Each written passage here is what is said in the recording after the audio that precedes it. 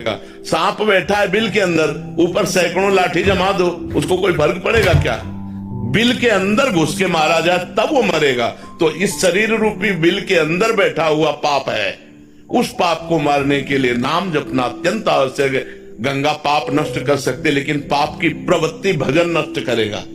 पाप किया, गंगा नहाया, फिर पाप किया, तो मतलब क्या रहा गंगा नहाने से? पाप की प्रवृत्ति का नाश होगा तो नाम जप से होगा, भजन से होगा। अगर भजन नहीं करोगे तो हर प्रश्न का उत्तर नाम जप है। अगर नाम जप नहीं करोगे तो समाधान हो ही नहीं सकता। या आप करके देख लो, जंतुर बंधवा के देख लो, हवन करवा के देख लो, कलावा बंधवा के देख लो, कुछ नहीं होने वाला। राम राम राम, राधा राधा राधा, सब बात पर जी वो अच्छा लगता है कि दूसरे जैसे पंडित जी कर लें ठीक रहेगा, बट हमें कुछ ना करना पड़े। तुम करो पाप और पंडित जी करे जब, तो तुम्हारा कल्याण हो जाएगा। ऐसे हो जाएगा? नहीं, ऐसा कदापि नहीं हो सकता, कदापि नहीं हो सकता। तो मेरे जी बाहरी इससे मतलब उतना इफेक्ट नहीं पड़ेगा मेरे? बिल्कुल असर नहीं पड़ेगा। हम कह रहे हैं, देखो खास बात समझिए, स्वप्न में एक आदमी समुद्र में डूब रहा है। अब वो कह रहा बचाओ, आवाज बाहर जोर से निकली, मैं समुद्र में डूब रहा हूं, बचाओ। अब हम लोग सैकड़ों तैराक उसके सामने एकत्रित कर दें, नौकाएं एकत्रित कर दें, क्या वो बच सकता है? एक उपाय केवल है, जगा दो उसे। समझ रहे हो ना? उसे जगा दो। अब एक बूंद पानी नहीं, जब वो समुद्र में डूब रहा था। ऐसे ही ये जगत माया प्रपंच है। जब तक ज्ञान नहीं होगा, जब तक भजन नहीं होगा, जैसे उसका एक ही उपाय केवल जगा देना है।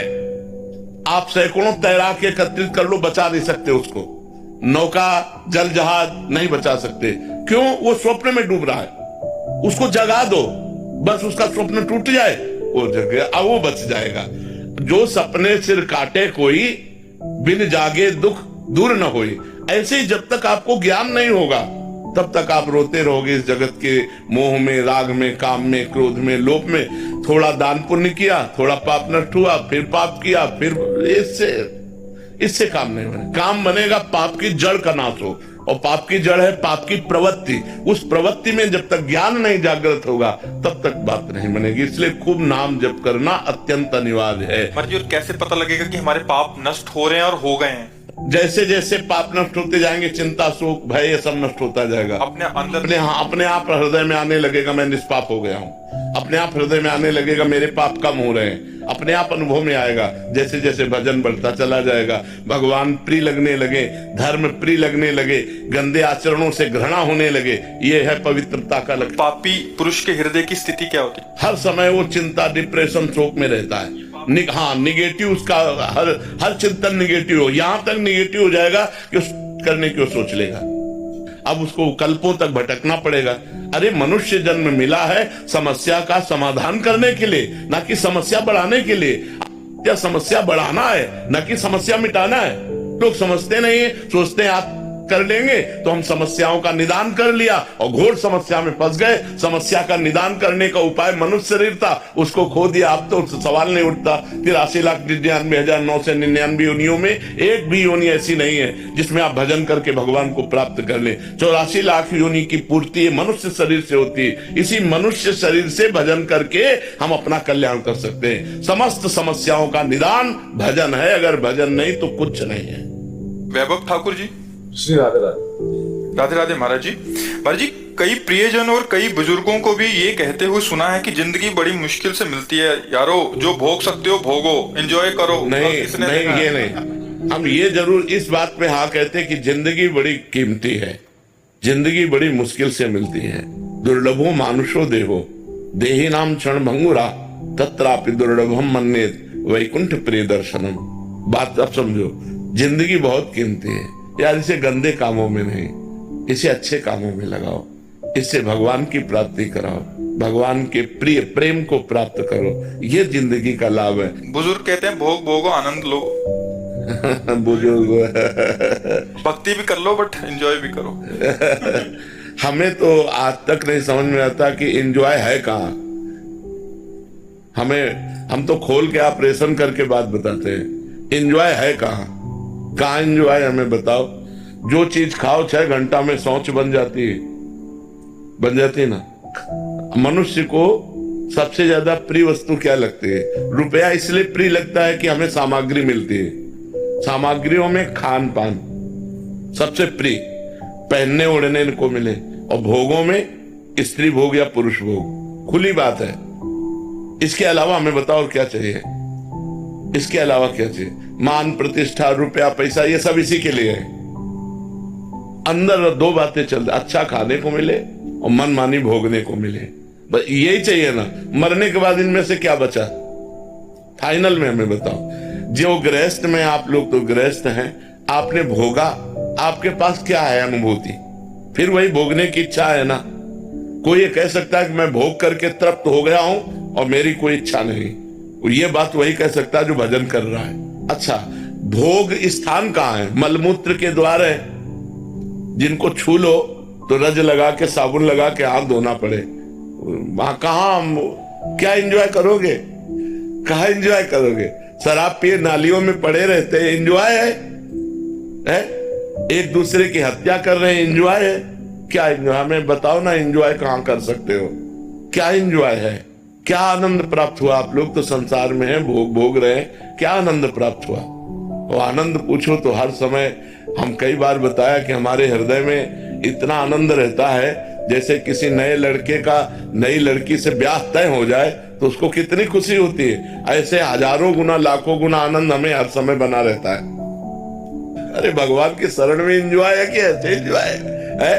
सही बताओ, तुम्हें चिंता है कि नहीं चिंता है? हमें पाई भर की चिंता नहीं है। पाई भर के आज सब विलास हो जाए तो हमें कोई फर्क नहीं, और आज लाखों करोड़ों आ जाए तो हमें कोई फर्क नहीं। भगवान, और इसके बाद मृत्यु सबका भय है और मृत्यु मेरा आनंद है। मरने से सब जग डरा मेरो मन आनंद, कब मरी हो कब बेटी हो पूरन परमानंद, कब शरीर पूरा हो मैं अपने प्रभु के पास जाऊं। एंजॉय करने, सच्चा एंजॉय होगा। अनंत ब्रह्मांडों का स्वामी श्री कृष्ण है, वो हमारा दोस्त है, हमारा यार है। जब हमारा शरीर छूटेगा हम उसके पास जाएंगे, उसके साथ खेलेंगे, हंसेंगे, खाएंगे, कूदेंगे। और मरना है नहीं, वहां डायबिटीज नहीं होनी, high blood pressure, low blood pressure नहीं होला, वहां किडनी नहीं फेल है, वहां सब आनंद है। यार एंजॉय करना है तो भगवान को भजन करो। कहाँ एंजॉय है? या कोई एंजॉय है? आप बताओ हमें, कहाँ एंजॉय है? क्या एंजॉय है? यहाँ कोई आनंद है यार? सब चिंतित है, सब शोकित है। जिनको तुम बड़ा आदमी समझते हो, जिनको बड़ा पदाधिकारी समझते हो, वो भी परेशान है। घर परिवार, नाना प्रकार की वासनाएं, इच्छाएं, सब परेशान है। बच्चा, अगर कभी किसी को शांति, विश्राम, आनंद और सुख मिला है तो भगवान के शरण में मिला है। इस संसार में एंजॉय करने से क्या? देखो, छोटी सी वस्तु के लिए भाई भाई की हत्या कर रहा है, पति पत्नी में विश्वास खत्म हो रहा है। हम बड़े चिंतित हैं, बड़ा समस्या समाज में हमारी आती है। ये एंजॉय कैसे कर पाएंगे?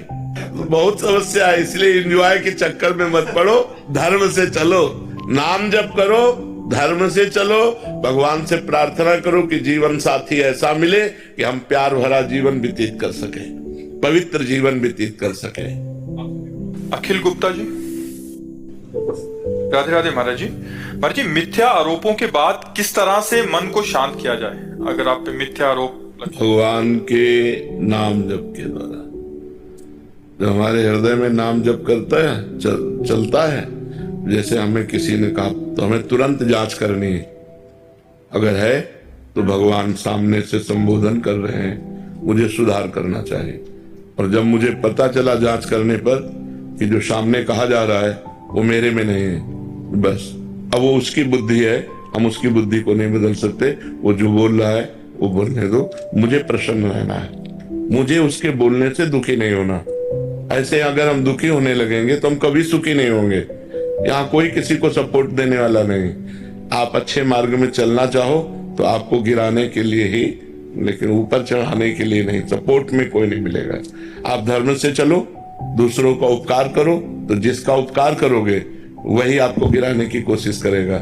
ये संसार है, यहाँ बहुत छल, कपट, दम्भ, नाटक, ये सब बहुत चलता है। पाए जान जगत में सब जन कपटी, कुटिल, कलयुगी, टंच। आप हृदय से किसी को प्यार करो, वो आपके हृदय को ही काट देगा। आप अपनी जान पर खेल कर दूसरों को बचाओ, वही समय आने पर तुम्हारी जान लेने पर उतारू हो जाएगा। ये संसार है, इसलिए नेकी कर दरिया में डाल, अच्छा कर और भूल जा। और बुरा जब तुम्हें कोई कह रहा है तो तुम उसे स्वीकार मत करो। ये उसकी बुद्धि है, वो तुम पर मिथ्या आरोप लगा रहा है, ये उसकी बुद्धि है। आप उसकी बुद्धि को देखकर दुखी क्यों हो रहे हैं? आप बिल्कुल फ्रेश रहिए। ये बिल्कुल, अगर हमको कोई कह रहा है कि ये चोर है तो मुझे पहले देखना चाहिए कि मेरे में चोरी की कोई बात तो नहीं है। अगर है तो भगवान सामने से हमें संबोधन कर सुधरना चाहिए, बुरा नहीं मानना चाहिए। अगर मेरे में चोरी नहीं तो फिर मैं बुरा क्यों मानूं? फिर तो मुझे प्रसन्न होना चाहिए। तो इसलिए मिथ्यारोप तो करेंगे ही। जगत है, बड़े बड़े संतों को नहीं छोड़ा, भगवान को नहीं छोड़ा तो आपको कैसे छोड़ देगा संसार? बड़े बड़े संतों को नहीं छोड़ा, भगवान को नहीं छोड़ा। इसलिए अपने को प्रसन्न रखना है, अपने को रखना है, अपने को इनकी बातों में आकर के दुखी नहीं होना है। मर्जी, अगर हम किसी विभाग में हैं जहां हमें सफाई देने की आवश्यकता, वहां तो दे सकते, पूरी देनी चाहिए। और जब सफाई देने पर भी बात न माने तो अपनी कट्टरता पे लगे, जो